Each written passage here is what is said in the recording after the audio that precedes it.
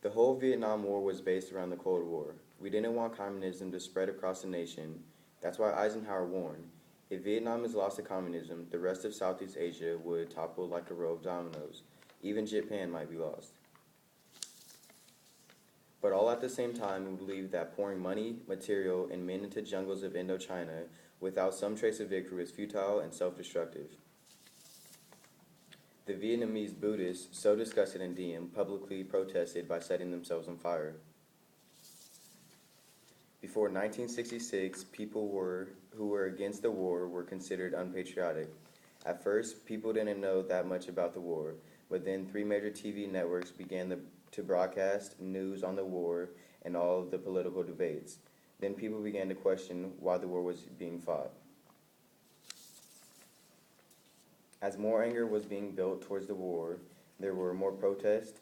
Violence erupted at the 1968 Democratic National Convention in Chicago.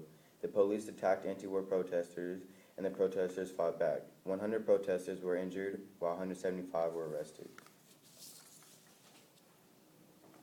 Most of the soldiers felt post-traumatic stress, didn't speak about the war unless with other veterans. About 26 million soldiers who served in the war, more than half faced post-traumatic stress disorder. Symptoms included anxiety, irritability, nightmares, and depression. A lot of Americans felt that these soldiers' sacrifices were pointless.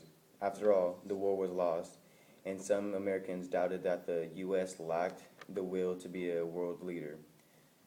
The war was a lesson learned that the U.S. reduced its involvement on global conflicts.